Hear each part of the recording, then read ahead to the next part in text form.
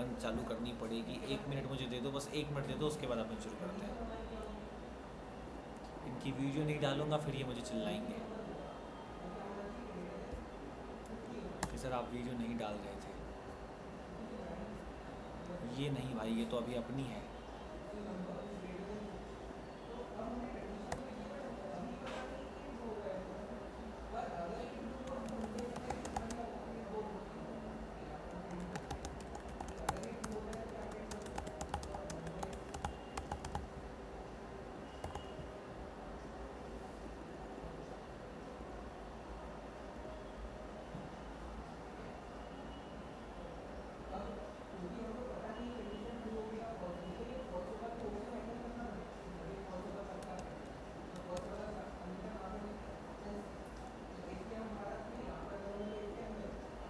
चलिए, तो अब हम आपको मतलब हम साथ में देखते हैं जो वो है अपना क्या बोलते हैं 3D चार्ट्स, इनके बारे में थोड़ी बातचीत हो जाए, राइट। तो गूगल कोलैब पे हम चलते हैं और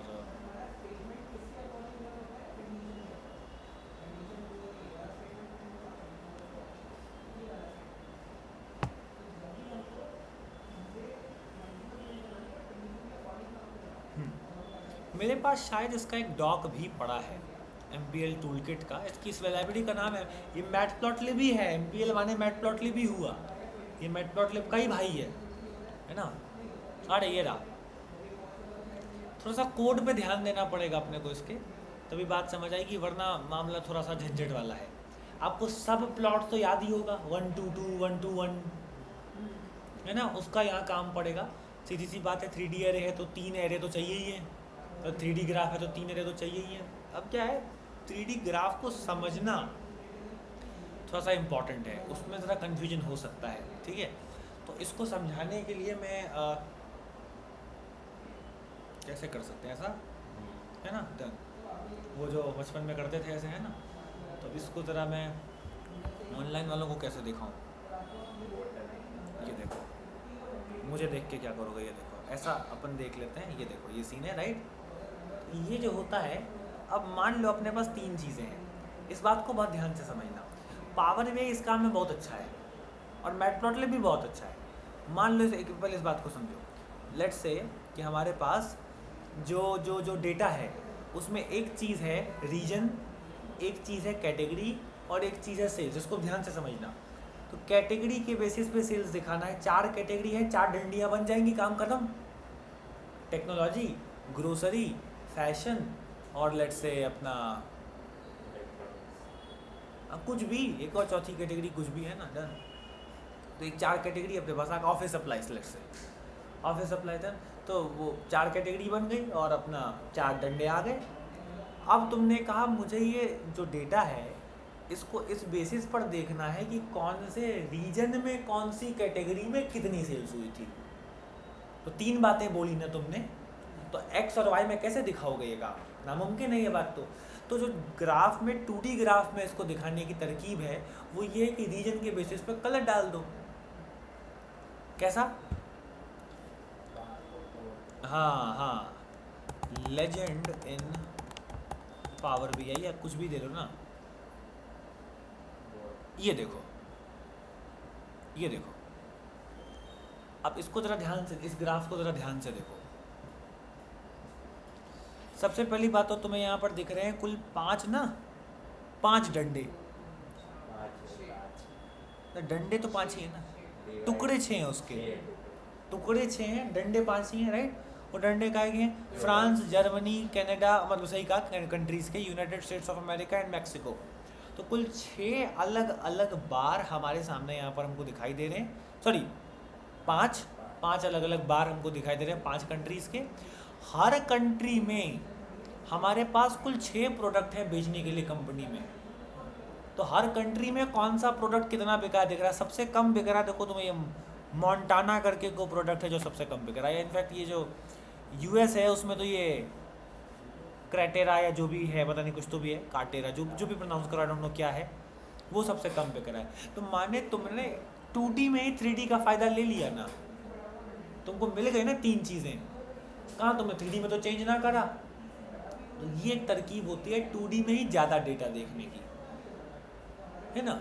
ये हमारे पास एक तरकीब है। इसी तरीके से तुम यहाँ पर एक बात बताओ, legend in power BI line chart, ये देखो सेल्स देख रहे हैं साल के बेसिस पे तो एक डंडी आएगी, सेल्स देख रहे हैं 3 अलग अलग कैटेगरीज का साल के बेसिस पे तो 3 डंडी आई है। तो हो गया ना 3D वाला काम, है कि नहीं। सबसे बढ़िया तो उसमें स्कैटर लगता है मेरे को।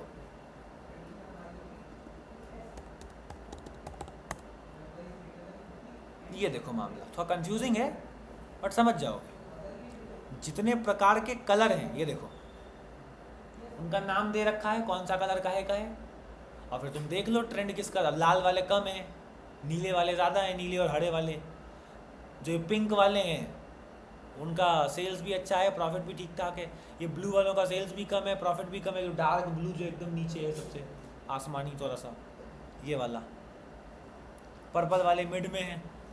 तो एक वेरिएशन पता चलता है डेटा में, वेरिएशन कितना है और वैरायटी में कितना सेगमेंटेशन है, कितनी कितनी चीज़ें हैं, राइट। तो अब इससे तुमको 2D का जो काम है वो 3D में ही मिल जाता है। अगर एक बात तुम ध्यान से देखो, ये जो गोले तुम्हें दिखाई दे रहे हैं, गोले सारे सेम साइज़ के हैं। अगर कोई क्वांटिटी के बेसिस पे इनका साइज़ चेंज कर दे तो गोलों का साइज़ छोटा बड़ा भी हो जाएगा। तुम 4 चीज़ें एक ही ग्राफ में देख पाओगे। लो 4D तो ग्राफ हो भी ना सकता था। तो ये जो कलर है, साइज़ है, इसको डाल देने से एक डायमेंशन में ही कई डायमेंशन का मज़ा मिल जाता है। अब तुम सोचो यही काम 3D में भी तो किया जा सकता है। 3D में भी तो कलर डाले जा सकते हैं, 3D में भी तो साइज़ डाली जा सकती है। तो वहाँ तो फिर सीधा 60-70 का मज़ा हो जाएगा, क्योंकि 3 तो वो पहले से है। बात समझ आ रही। इसका ख्याल रखना कि 2D में x और y के अलावा कुछ होता नहीं। अब इस ग्राफ में अगर तुम देखो, मान लो नीचे लिखा है प्रॉफिट और बगल में लिखी है क्वांटिटी y में, तो अगर जो डॉट है वो लेफ्ट की तरफ से निकल करके किधर को जा रहा होगा, मतलब तुम्हारा कैसा हुआ, मतलब फोटो, हाँ है ना, हाँ मतलब इस तरफ बढ़ते क्रम में जा रहा होगा, 800 से निकल करके 2000 पर जा रहा होगा। तो सीधी सी बात है तुम्हारी सेल्स बढ़ रही है। और अगर तुम देखो अगर वो ऊपर जाएगा तो मतलब क्वांटिटी भी बढ़ रही है, अगर वो नीचे आएगा तो क्वांटिटी। मतलब 4 डायरेक्शंस हो सकती हैं, एक्स है वाई है, एक्स में नेगेटिव, एक्स में पॉजिटिव, एक्स में आगे पीछे लेफ्ट राइट, वाई में टॉप बॉटम। टोटल 4 जगहों पर वो जो डॉट है वो ट्रैवल कर सकता है। इन 4 दिशाओं के अलावा उसके पास कोई 5वीं दिशा नहीं है ना। जबकि 3D में उसके पास टोटल 6 दिशाएं हैं। ऊपर नीचे जा सकता है, 2 या हो गए, लेफ्ट राइट जा सकता है, 2 ये हो गए, और आगे पीछे भी जा सकता है, तो हो गए ना 6। अब अगर उसका साइज भी चेंज कर दो, कलर भी चेंज कर दो, तो ग्राफ 3 ही का है और फ़ायदा तुमको 5 डायमेंशंस का, 6 डायमेंशंस का हो सकता है कि नहीं। ये बड़ा मज़ेदार एक प्रोसेस हो जाता है 3D ग्राफ्स के साथ। बट सवाल ये उठता है कि अगर मुझे 3 से लेकर के 4 डायमेंशन तक का डेटा देखना है, मतलब मुझे कैटेगरी रीजन के बेसिस पे देखनी है, तो इसके लिए तो मैं 2D में ही कलर डाल के देख लूँगा। मैं 3D बनाऊँ काहे को, क्योंकि 3D समझने में भी झंझट तो होती ही है। अब तुम देखो sales versus profit on category, बड़ा नॉर्मल सा चार्ट है, हर दूसरी कंपनी में होता है। ये मैंने लिया 3D चार्ट। अब अगर ऐसा कुछ मिल जाए मेरे को, मज़ा आ जाए, क्या ही देगा वो, कुछ है नहीं उसके पास। अब देखो जैसे ये है, ये ज़बरदस्ती का 3D बनाया हुआ है, इसमें 3D में कुछ दिख नहीं रहा है, ये बस देखने में अच्छा लग रहा है। ये वाला जो चार्ट है इसमें 3D में क्या है, ये तो खाली डब्बा चौड़ा कर दिया है तुमने, जिससे डब्बा देखने में अच्छा लग रहा है। इससे कुछ का कोई मतलब है थोड़ी सी।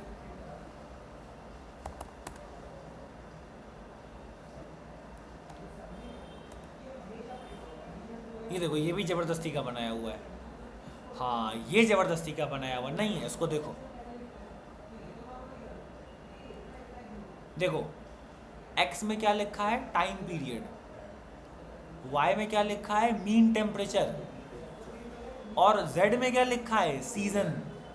ये जबरदस्ती का ग्राफ नहीं है, ये है काम का, उसमें भी कलर डाले हुए हैं, देख रहे हो। तो अब हम जरा चलते हैं अपने जीपीटी एंगल के पास, और इन लोगों को भी जीपीटी पे लेकर के चलते हैं ताकि ये भी सुन सकें ठीक से थोड़ा सा।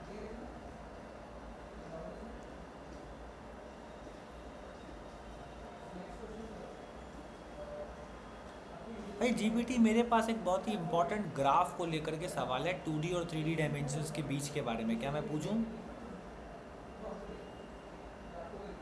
बिल्कुल ज़रूर पूछिए। 2D और 3D डायमेंशंस के बीच का सवाल काफ़ी दिलचस्प होता है और मैं पूरी कोशिश करूंगा कि उसका अच्छे से जवाब दूं। पूछिए आपका सवाल। पहली बात तो ये कि ग्राफ बनाने के लिए as a data scientist, as a data का एक्सपर्ट, हमारे पास कई उपाय हैं। हम पाइथन में matplotlib, MPL tool kit, seaborn, इनका इस्तेमाल करके भी ग्राफ बनवा सकते हैं। अगर बहुत ज़्यादा कॉम्प्लिकेटेड डेटा नहीं है तो फिर तो एक्सेल में ही बन जाता है। और अगर तुमको ग्राफ बनाने पड़ी, मेजरली फोकस करना है, तो पावर BI या टैबुलो या गूगल लुकर तो बेस्ट ऑप्शंस हैं, जिसमें पावर BI आजकल काफ़ी फेमस भी है। यूज़र इंटरफेस के मुकाबले में टैबुलो से कुछ लोगों को आसान लगता है, बाकी कमी तो दोनों में कुछ भी नहीं है, राइट। तो अगर हम देखें तो ग्राफ बनाने के हमारे पास भर भर के ऑप्शंस हैं। अब अगर ध्यान दिया जाए तो पता ये चलता है कि आमतौर पर बचपन से किसी बच्चे को जब ग्राफ के बारे में बताया जाता है, तुम 6th में, 7th में, 8th में, 9th में, 10th में जब बेसिक ग्राफ्स बनाते हो डेटा वाले चैप्टर्स पे, स्टैटिस्टिक्स पे या प्रोबेबिलिटी पे, तो वहाँ तुम्हें यही पता चलता है ना कि एक एक्स है, एक वाई है। तुम्हें ग्राफ भी बड़े बेसिक बेसिक सिखाए जाते हैं। अगर तुम हायर स्कूल्स में नहीं हो, तुम 12th में MBA वगैरह नहीं कर रहे हो या किसी और प्रकार के ग्राफ की रिलेटेड पढ़ाई नहीं कर रहे हो, तो 11th-12th तक तो यही ग्राफ होते हैं, क्या, बार चार्ट, पाई चार्ट, बहुत से बहुत स्कैटर चार्ट, हिस्टोग्राम, आमतौर पर यही चार्ट बच्चों को भी पता होते हैं। तुम्हें भी आमतौर पर यही ग्राफ, बार तो सबको, लाइन चार्ट सबको पता है, सैंकी, रडार, ये तो तुम जब इस इंडस्ट्री में आते हो तब तुमको सुनने को मिलता है कि अरे बाप रे ऐसा भी कोई चार्ट था, सैंकी नाम था इसका, रिबन चार्ट नाम था इसका, वाटरफॉल नाम था इसका। वरना आमतौर पर ये चार्ट नॉर्मल पढ़ाई में तो, स्कूल की पढ़ाई में तो नहीं देखने को मिलते। अच्छा, दूसरा पॉइंट क्या है? दूसरा पॉइंट ये है कि इन ग्राफ में एक्स और वाई का ये मतलब है कि एक ग्राफ में दो चीज़ें दिखाई जा सकती हैं, चाहे वो सेल्स प्रॉफिट हो, चाहे वो कितने टाइम में कितने मीटर दौड़ गए तुम ये हो, चाहे वो इस बात का डेटा हो कि कितने दिन में तुमने क्या क्या खाया, चाहे वो इस बात का डेटा हो कि किस खाने पर कितनी कैलोरी का इनटेक होता है। किसी भी प्रकार के दो डेटा हो सकते हैं, एक्स और वाई। लेकिन हम जब इस इंडस्ट्री में आते हैं डेटा वाली, तो हमें अक्सर ये मौका मिलता है, अक्सर ये काम पड़ता है कि हम एक ही ग्राफ में कई प्रकार की चीज़ें दिखाएं, क्योंकि हमारे पास डेटा होता भी बहुत सारा है दिखाने को। तो सिर्फ एक्स और वाई से काम चलता नहीं है। तो कभी हम लेजेंड नाम की चीज़ का इस्तेमाल करके, जिसका आम भाषा में मतलब होता है कलर डालना, जिसका आम भाषा में मतलब होता है ग्राफ में कलर डाल के उसको तोड़ देना, ताकि 2D में ही दो से ज़्यादा चीज़ें देखी जा पाएँ। तो एक्स में मान लो लिखा है 4 लोगों का नाम, अजय, विजय, राम और मोहन।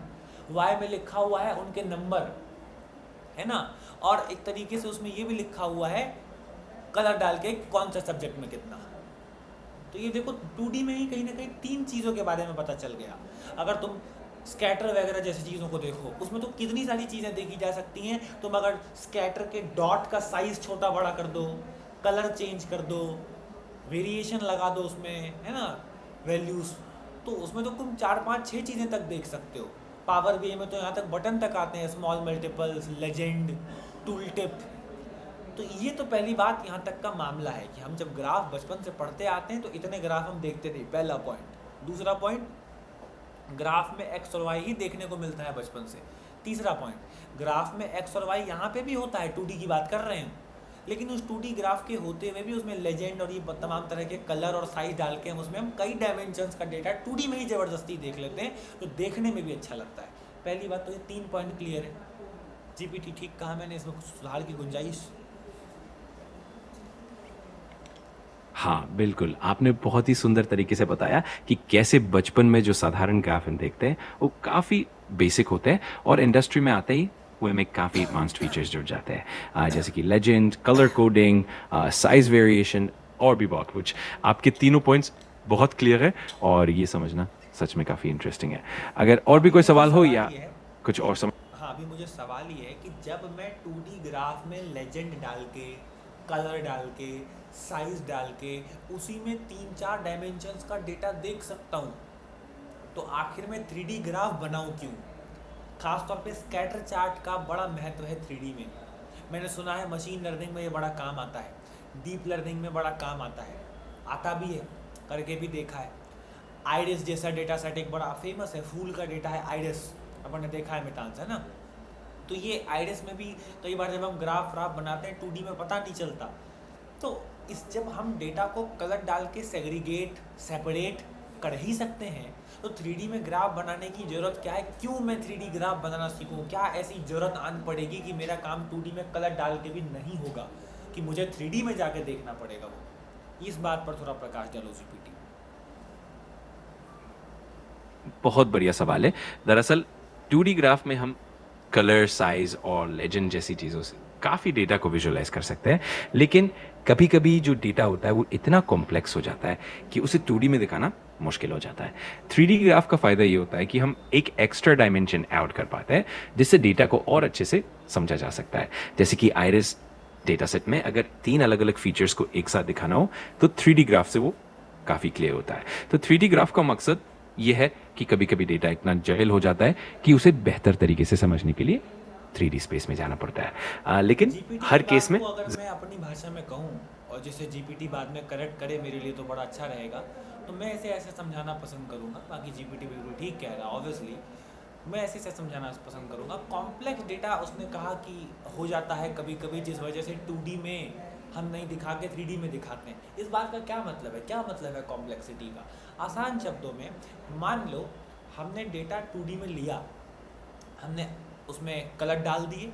अब एग्जाम्पल के तौर पे समझना, हमारे पास 3 कैटेगरीज हैं। एक कैटेगरी है टेक्नोलॉजी के सामानों की, जिसमें बहुत अलग अलग प्रोडक्ट्स हैं। कोई लैपटॉप है, कोई फ़ोन है, कोई ईयरफोन है, तो बहुत सारे प्रोडक्ट्स हैं। और लैपटॉप भी कई बार बिका है, बड़ा डेटा है, 4-5 साल का डेटा है, तो मतलब डेटा भर भर के है, लाखों हज़ारों रोज़ हैं। वही अपना सैम्पल सुपर स्टोर ले लो ना, 10,000 रोज़, ठीक है। दूसरी कैटेगरी हमारे पास है ऑफिस सप्लाईज, वही वाला डेटा मैंने कहा ले लो। और तीसरी कैटेगरी ले लो होम, घर के छोटे मोटे सामान, है ना, कि तुम डिश वॉशर लेके आ रहे हो, साबुन लेके आ रहे हो, वॉटेवर, ठीक है। अब बात को समझो, हमने जब इस पर ग्राफ बनाया स्कैटर का, हमने लिया कैटेगरी और सेल्स, तो 3 डॉट आए। 3 डॉट का है क्या आए? एक आया टेक्नोलॉजी का, एक आया होम ऑफिस का, एक आया ऑफिस का, एक आया होम का, एक आया ऑफिस का, 3 आए, टेक्नोलॉजी, होम और ऑफिस।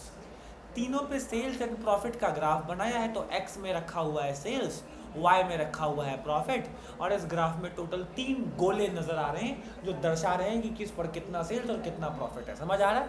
ग्राफ विजुलाइज कर पा रहे हैं आप सब लोग? बहुत बढ़िया। अब इस बात को समझने की कोशिश कीजिए, मैं कैटेगरी के ऊपर सब कैटेगरी और प्रोडक्ट नेम भी डाल देता हूँ। ये चलिए कैटेगरी हटा के प्रोडक्ट नेम डाल देता हूँ। ये चलिए प्रोडक्ट नेम हटा करके मैं डाल देता हूँ टोटल ऑर्डर्स कितने हुए थे। अब मेरे पास यहाँ पर 10,000 पॉइंट्स हैं। चलिए 10,000 नहीं है, थोड़ा फिल्टर लगाते हैं, हम कहते हैं 1,000 पॉइंट्स हैं। तो 1,000 पॉइंट्स बड़ी बात होती है, और छोटा करते हैं, चलिए 500 पॉइंट्स हैं। 500 पॉइंट्स पर अब अगर मैं रीजन के बेसिस पर कलर डालूँ, 4 रीजन है, 4 कलर आएंगे।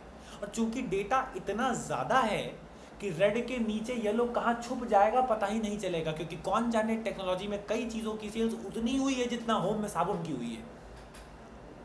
टेक्नोलॉजी में मान लेते हैं कि हमने कहा कि टेप बिका भाई साहब, एक मान लो टेप को हमने टेक्नोलॉजी में रख रखा है। एक एग्जांपल ले लेते हैं थोड़ी देर के लिए कि भाई टेप बिका, क्या क्या होता है? केबल ले लो, चलो डेटा केबल बिकी।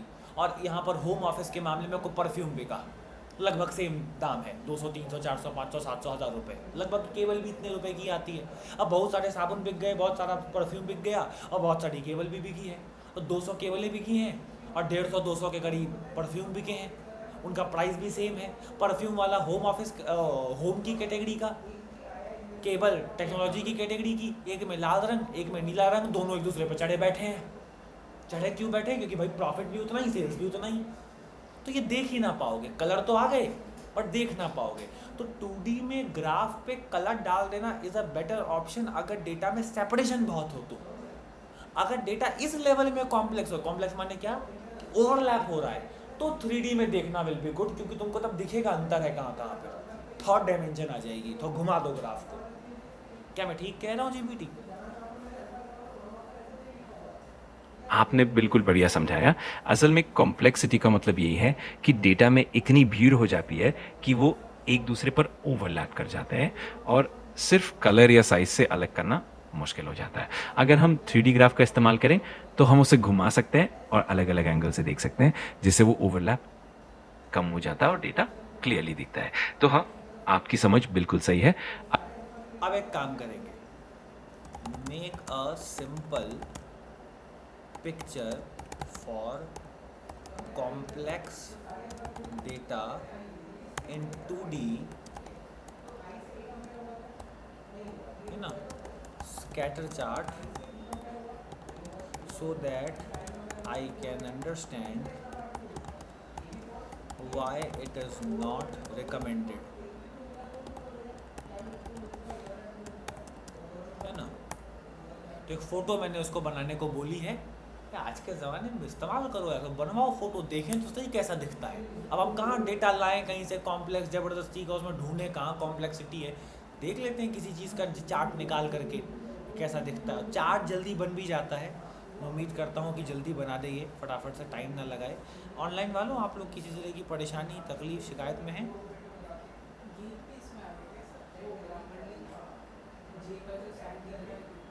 कौन सा? अच्छा, नहीं वो तो अपना ये है एक्सटेंशन, तो वो तो कहीं भी टाइप करोगे ना वो आ ही जाता है। मेरे जैसे इंसान के लिए ज़रूरी है।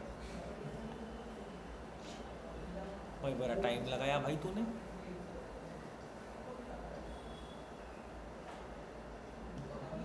खुल जा भाई, खुल जा, जल्दी से खुल जा। ये लो, अब इस पे तुम कलर भी डाल दोगे,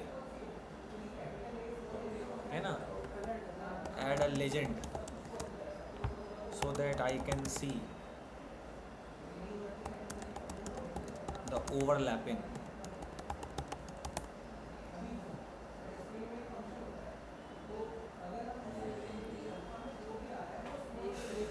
अरे यार मत करना भाई यार।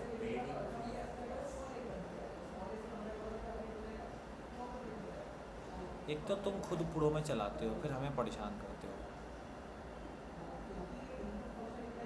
अपलोड कैसे कर सकते हैं?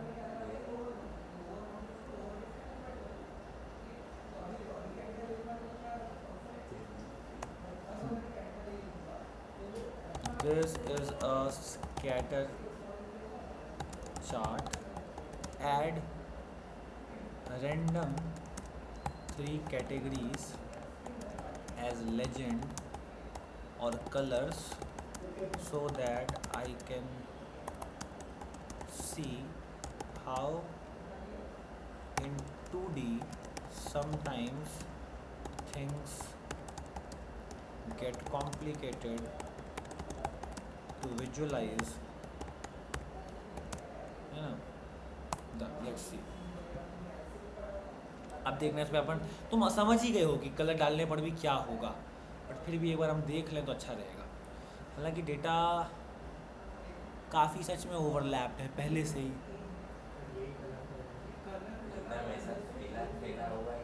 हाँ, अब उसने नया तो बनाया पहले वो। ये देखो, खुल तो जा भाई। डाउनलोड ही कर दिया वैसे।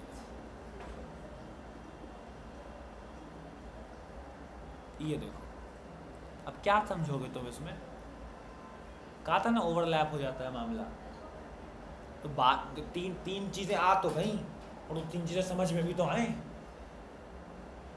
देखो, आने का मना नहीं करा है, आ तो गई हैं। Now make a 3D so that it becomes easier to understand this complexity. तो ये 3D के लिए समझना बहुत ज़रूरी है, वरना अक्सर लोग पूछते हैं सर अपना पावर भी यही तो है ना, काहे के लिए अपन मैटप्लॉटलिब में इतना माथा खराब करें, क्योंकि जब आप ये बनाते हैं अपना डीप लर्निंग वाला काम मशीन लर्निंग की कई जगहों पर, तो अक्सर ऐसा होता है कि डेटा नहीं होता है ऐसा कि उसको 2D में देखा जा सके। और पावर बीआई में 3D चार्ट फ्री नहीं है साहब, ये भी समझिए। ये देखो अभी तो ज़रा क्लैश कर दिया फोटो का इसने, इसको टिल्ट करके देख सकता हूँ मैं, घुमा के देख सकता हूँ अगर कॉम्प्लेक्सिटी करूँ तो, है ना, जिससे ये होगा कि मुझे अंदाज़ा लगेगा कि Z में कौन सी चीज़ कितनी है। अब तुम समझो ये डॉट और ये डॉट अगर 2D में देखोगे तो आगे पीछे नज़र आएगा, अभी दिख रहा है Y में क्या डिफरेंस है। और उसने बहुत फोटो बनाते समय बड़ा कॉम्प्लेक्स कर दिया है, अगर हम सच में बनाएंगे थोड़ा तो दूर दूर दिखाई देगा थोड़ा सा, ठीक है। तो मैं आपको एक बार करके दिखाता हूँ इस चीज़ को कैसे बनाते हैं 3D ग्राफ, आइए बात करें। तो सबसे पहली चीज़ तो देखो अपने को क्या करना होता है, ये मेरे पास चीट शीट है, मैं आपको भी भेज दूंगा, कोई दिक्कत नहीं है। हम ऑब्वियसली 3 चीज़ें मंगवा रहे हैं, एक तो नमपाई, मैटप्लॉटलिब तो हमको चाहिए ही है, हम MPL टूल किट के अंदर से mplot 3D मंगवा रहे हैं, जिसमें से एक हमारे पास लाइब्रेरी है, फाइल कह लो, जिसका नाम है एक्सेस 3D। माने 2D तो था ही, 2 डायमेंशन तो थे, हम तीसरा डायमेंशन अलग से मंगवा रहे हैं। तो मंगवाने का तरीका क्या, MPL tool kit mplot 3D में से एक्सेस 3D, इतना मंगवा के रख लो पहले आप। उसके बाद अपन ले लेते हैं डेटा अपना, इसको देखो, अच्छा स्क्रीन, हाँ हाँ हाँ हाँ हाँ, एक सेकंड मैं वो शेयर करना भूल गया। हाँ ओके, हमने यहाँ पर क्या करा, हमारे पास 3 यहाँ पर लाइब्रेरीज हैं, 3 यहाँ पर फाइलें हैं, अब देखें लो ऐसे आ रही हैं। और इसके अलावा फिर अपने पास ये 3 data, study hours, sleep hours और पास हुआ था कि फेल। पास और फेल 0 और 1 है, तो अपन कलर डाल सकते हैं, रेड और ग्रीन, ब्लू और पर्पल, नीला और हरा, कुछ भी, है ना। स्टडी आवर्स X में आ जाएगा, और ऐसा या ऐसा भी कर सकते हो, पास और फेल में 0 को डाल दो, पास और फेल को Y पे डाल दो, तो पास में 0 में आ जाएगा एकदम नीचे, फेल में, और पास में आ जाएगा एकदम ऊपर। स्टडी आवर्स में X पे और स्लीप आवर्स Z पे, तो ऐसा भी कर सकते हैं, देखते हैं। अब देखो यहाँ पर मेन मुद्दे की बात यही है, ये थोड़ा सा परेशान कर सकता है, इस लाइन को अपने को समझना होगा, ये क्या है। 3D ग्राफ ऐसे सीधा नहीं बन जाता, जैसे अपन plt.plot लिख देते हैं और काम खत्म हो जाता है। इसमें अपन ऐसा नहीं करेंगे। अगर मान लो अपन वो करें plt.plot, ये देखो plt.plot, हालांकि डेटा इतना कॉम्प्लिकेटेड है नहीं कि इसको हम 3D में ले जाना पर मजबूर हो जाएं, डेटा फिलहाल सिंपल है। तो ये देखो स्टडी आवर्स, इसको मैंने रन करा तो चलाया ही नहीं है, कहाँ चलेगा। तो ये देखो, तो स्टडी आवर्स, स्लीप आवर्स और आरओ हमने डाल रखा है, कलर बेसिकली। ये आरओ का मतलब होता है रेड और गोला, आर और डी डालता तो रेड और डायमंड आता, आर और यहाँ पर कॉलन डाल देता, आर और डैश डाल देता, आर और डैश डैश डाल देता, तो ठीक है, कोई बड़ी बात नहीं है, वो सब चलता रहता है। हाँ ये वही मैं उस दिन नहीं कह रहा था, हाँ कि लिखना नहीं पड़ता, वो यही है, वो कुछ लिखना ही नहीं है, वो सीधा ही डाल दो आप। आर बोले तो रेड, तो पहले कलर बताओ, उसके बाद लाइन का स्टाइल बताओ, उसके बाद मार्कर का टाइप बताओ, छोड़ दो तो अलग है। तो आर और डी बोले तो रेड और डायमंड, तो आर ओ मतलब रेड और गोला, ओ सी गोला आता है, बढ़िया। अब ये स्टडी आवर्स और स्लीप आवर्स है, बट पास हुआ कि फेल मालूम नहीं चल रहा, तो आप उसमें Z डाल दो एक, तो खेल सकते हो। अब देखो कैसे करेंगे, अगर मैं यहाँ पे जाऊँ और यहाँ जाके बोल दूँ पास फेल, अब देखो या तो ऊपर है या तो नीचे, बीच में तो कुछ है नहीं। अब मैं एक और करता हूँ काम, कॉपी पेस्ट, मैं यहाँ पे कर देता हूँ स्लीप आवर्स, और उसमें मैं कर देता हूँ GO। ये देखो अभी बड़ा कंफ्यूजिंग हो रहा है, ओवरलैप की कितने घंटे पढ़ा, कितने घंटे सोया, तो पास हुआ कि फेल हुआ मालूम ही नहीं पड़ रहा, कुछ रेड आ रहे हैं, कुछ समझ में ही नहीं आ रहा कैसा है। तो 2 ग्राफ भले हमने बना लिए हों, बट कुछ बात पल्ले समझ में आ नहीं रही। हालांकि इसको सब खेलेंगे तो फिर भी 2D में बन जाएगा ये ठीक से, पर हम नहीं झंझट लेते ज़्यादा, हम इसको हटा ही देते हैं। तो हमने 3D में बनाने के लिए क्या करा, हमने कहा plt.figure, फिगर का साइज़ हमने बोल दिया 8 रोज़ 6 कॉलम, 8 कॉलम 6 रो, हाँ 6 रोज़, हाँ। और इसको हमने एक वेरिएबल में पटक दिया कि हमारा ये ब्लैंक कैनवास है जिस पर हम फोटो बनाएंगे, ठीक है, ये रहा। अब उस कैनवास पर हमने कहा 1 1 1, 1 रो 1 कॉलम 1 ग्राफ, ना 111 ना है, 1 2 1 1 1 1 था ना, ये वही है 1। हाँ नहीं, इसमें ऐसे ही लिखना होता है सीधा, कॉमा सेपरेटली नहीं डालते। जैसे सब प्लॉट में भी कहाँ कॉमा था, 1 1 1 2 1 1 2 2, सब प्लॉट जो था plt.plot में, तो एक ही ग्राफ में 2 फोटो ऐसे और ऐसे था ना, तो वो वाला जो मामला था जो हमने कल सीखा था, परसों सीखा था, परसों सीखा था, अच्छा डन, जो भी है। तो ये वही है, तो पहला ग्राफ, पहला कॉलम, एक ही कॉलम पूरे उसमें, एक ही रो, और सीधी सी बात है एक ही ग्राफ, तो ये वो है। प्रोजेक्शन 3D सबसे इम्पोर्टेंट है कि भाई दिखाना तुमको 3D में है, 2D लिख दोगे तो कोई मतलब ही नहीं बचेगा। तो 2 चीज़ें हैं। तो हमने क्या करा, पहले कैनवास बनाया ब्लैंक, उस कैनवास पर बोला कि उस कैनवास पर ग्राफ दिखाने कितने और कैसे हैं, और इसकी ताकत अपने ax नाम के वेरिएबल को दे दी। और ये सारा plt से ही हो रहा है, तुम देखो तो। उसके बाद उस फिगर पर जाकर के बोल रहे हैं ऐड सब प्लॉट। तो पहले plt को बोल के फिगर बनवाया, यानी कि कैनवास, और उस फिगर को बोल करके ग्राफ को कहाँ और कैसा बनाना है वो बोल करके यहाँ डाल दिया।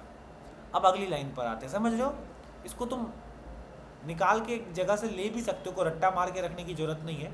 ये बनाया अपन ने स्कैटर चार्ट। तो आज तक अपन plt.scatter बनाते आए हैं, राइट? यहाँ plt.scatter नहीं है, ax.scatter है। ax कौन है? वो जगह जहाँ ग्राफ बनाना है और 3D में बनाना है। तो ax. अब तीनों दे दिया अपन ने, देखो। c बोले तो कलर याद करो तुम, c बोले तो कलर, और c मैप तुमको याद होगा, वर्डेस, बूपू, ब्लू पर्पल, और ये s बराबर साइज हुआ। अब देखो इसको मैं करता हूँ रन, ऊपर वाला चलाया ही नहीं है, तो देखो ये खाली है, ये खाली है, उसमें है ही नहीं कुछ। अब इसको चलाता हूँ भैया, इसको साथ ही चलाना था, इसको एक ही लाइन में चलाना था, यहीं लिखना था इसको। हाँ अब ठीक है,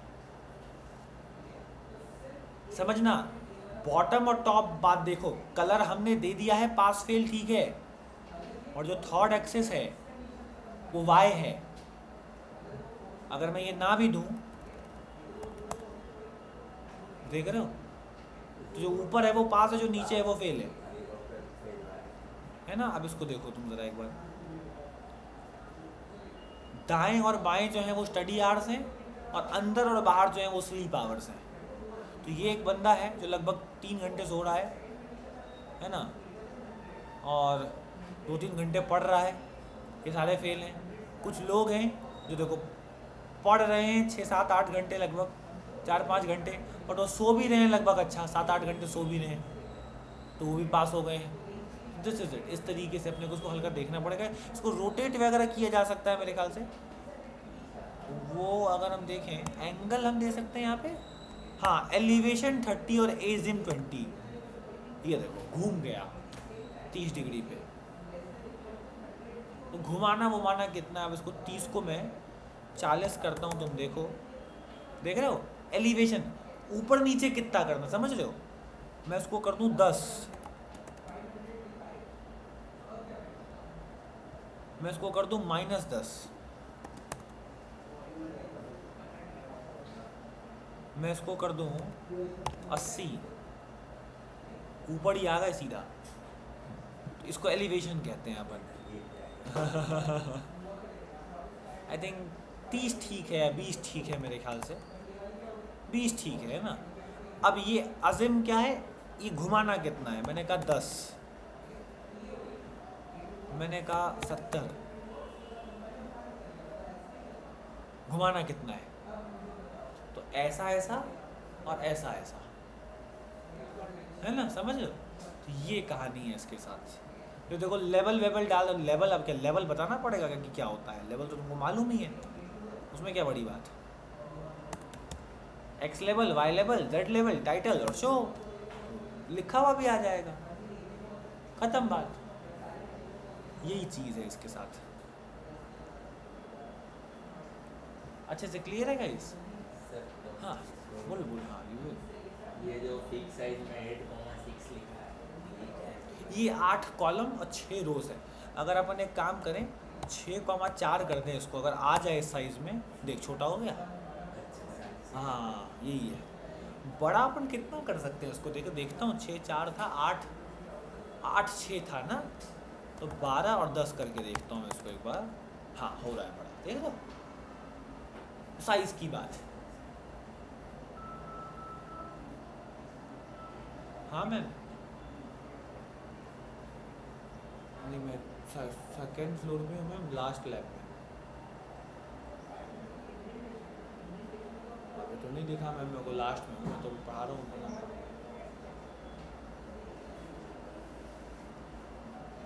मतलब 2 मिनट में भेज दो, लास्ट में ही ले लूँ।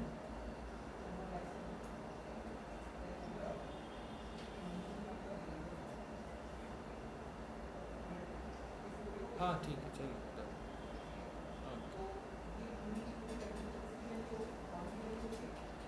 चलो गाइस ठीक है, इतना समझा ना, बढ़िया। तो इसका जो है मैं आपको ये कोड भी भेज ही देता हूँ। इन सबको बंद करो यार, क्या फालतू में चालू कर रखा है।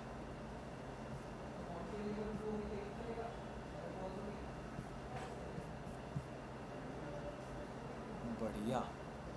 तो ये आपको थोड़ा समझना चाहिए कि कैसे ये चल रहा है, कैसे ये काम कर रहा है। चलेगा गाइस? मैं समझा पा रहा हूँ आपको 3D ग्राफ और इन सब का झंझट पूरा, ठीक है? तो 3D ग्राफ में आप 3 डायमेंशंस देख पाते हैं, जिससे डॉट बड़े सेपरेटेड नज़र आते हैं। तो ओवरलैपिंग वाला जो इशू है वो ख़त्म हो जाता है। अगर इसको आप देखें SVM 3D, अगर मैं इसको सर्च करूँ, इमेजेस पर जाऊँ, ये देखो। अब मैं ये 3D में देखूंगा तभी मुझे समझ में आएगा ना कि अच्छा इनके बीच में जगह है, मैं लाइन खींच सकता हूँ। अगर मैं इसको 2D में देखूंगा तो मुझे ऐसा लगेगा चढ़े हुए हैं एक दूसरे के बेसिस पे, मैं कैसे लाइन खींचूं। बात को समझना।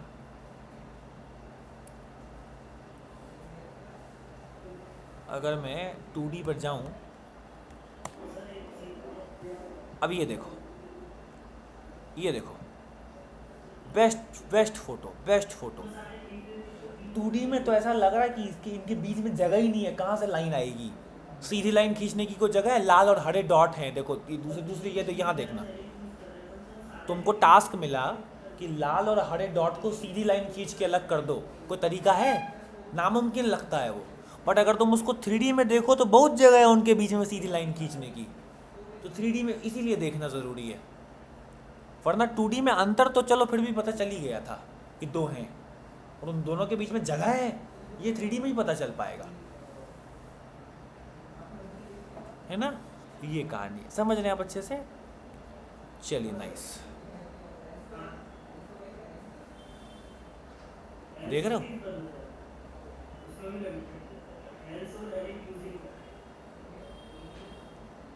तो ये है मामला।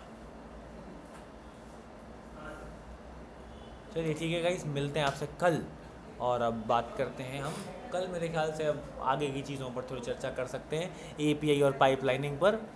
ठीक रहेगा, फिर हम प्रोजेक्ट भी बना सकते हैं, अच्छा सा मज़ा आएगा। ठीक है, डन। Thank you. ओके, कौन सा मेरे भाई डाल दूँ? हाँ हाँ, एक मिनट।